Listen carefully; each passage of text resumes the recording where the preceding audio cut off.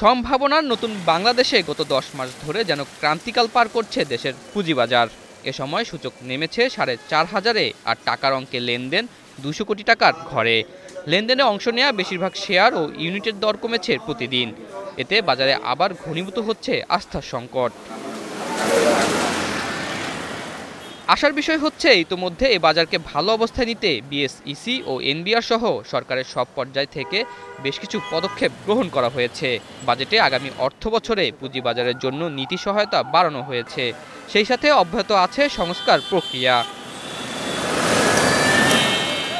পুঁজিবাজারের IPO, margin ঋণ ও mutual ফান্ডের আইনসহ ১৭ বিষয়ে সংস্কারের জন্য কাজ করছে একটি টাস্কফোর্স কমিটি।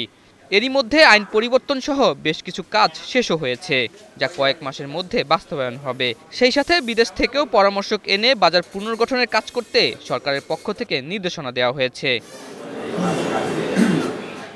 এদিকে ইতোমধ্যে বিনিয়োগকারীদের বিও হিসাব ব্যবস্থাপনা ফি ৪৫০ থেকে কমিয়ে ১৫০ টাকা করা হয়েছে। বাড়ানো হয়েছে ব্রোকার ও মার্চেন্ট ব্যাংকগুলোর মার্জিন লোনের বিপরীতে প্রভিশন রাখার সময়।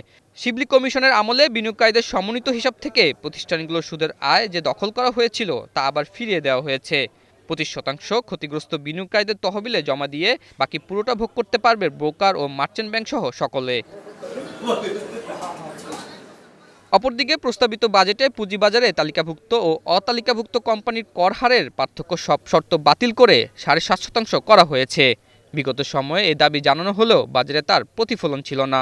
এছাড়া এবারের বাজেটে লভ্যাংশ আয়ে কর ছাড় সহ বাজারে ব্যবসা করার প্রতিষ্ঠানগুলোকে দেওয়া হয়েছে একাধিক সুবিধা।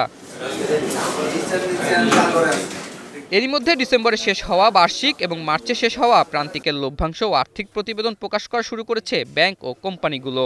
বেশিরভাগ খাতের ভালো কোম্পানির প্রবৃদ্ধি নতুন বিনিয়োগ আসার সম্ভাবনা তৈরি করেছে। প্রত্যাশা পূরণ হওয়ায় বিনিয়োগকারীদের আস্থা ফিরতে শুরু করেছে। তাই বাজারে সবাইকে বিনিয়োগে ফেরার আহ্বান করলেন এই প্রাতিষ্ঠানিক বিনিয়োগকারী। এবারের বাজেট গত ১০-১৫ বাজেটের তুলনায় আমাদের জন্য কিছুটা কমফোর্টেবল বাজেট ঘোষণা করা হয়েছে। বাজেটে শেয়ার বাজারকে বেশ কিছু অংশে হাইলাইট করার চেষ্টা করা হয়েছে।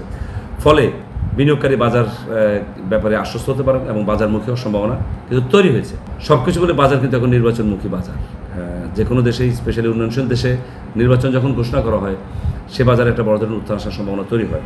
বিগত সময় আমরা দেখিনি, কারণ সে সময় সে নির্বাচন আসলে হয়নি। তবে সবার প্রত্যাশা পূরণের পরও যদি বাজার ভালো না হয় তাহলে এই দায় প্রাতিষ্ঠানিক বিনিয়োগকারীদের বলে মনে করেন বিশেষজ্ঞরা। পজিটিভ একটা ছোটোখাটো ঘটনা ঘটলে আগে বাজারে বিরাট রেসপন্স হতো, কারণ ওই মেকার এবং ইনস্টিটিউশনাল ফান্ডগুলো ওইদিকে মুভ করতো। এখন ইন্টেনশনালি যত সাকসেসই আসুক, যত ভালো কিছু করা হোক, তারা আসলে যাচ্ছে না। সো সেজন্য আমি মনে করি তারা যে ধরনের প্ল্যান করছে, বিনিয়োগকারীরাও কিন্তু এখন অনেক সচেতন, বিনিয়োগকারীরাও কিন্তু এখন অনেক কিছু বোঝে। তাহলে এক শ্রেণীর বিনিয়োগকারী যারা এসে বলে যে বাজারের কারসাজির ফাইন করা হচ্ছে, এগুলো আদায় হবে না।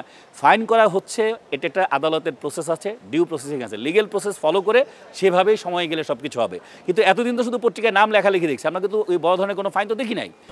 অন্যদিকে অন্তর্বর্তী সরকারের প্রতি আস্থায় রেমিটেন্স যেভাবে বাড়ছে সেভাবে বিদেশি বিনিয়োগ বৃদ্ধির আশা করা হচ্ছে। সব মিলে আগামী কয়েক মাসই ঘুরে দাঁড়াতে পারে শেয়ার বাজার। সেক্ষেত্রে বাজারে যে কোনো ধরনের কারসাজির দৃষ্টান্তমূলক শাস্তি নিশ্চিতের তাগিদ আছে। পাশাপাশি বিনিয়োগ সুরক্ষার মাধ্যমে ধরে রাখতে হবে আস্থা। আর এসবই হয়তো সামনের দিনে আরও গতিশীল হয়ে উঠবে দেশের পুঁজিবাজার। আতাউর নিয়ন, স্টার নিউজ, ঢাকা।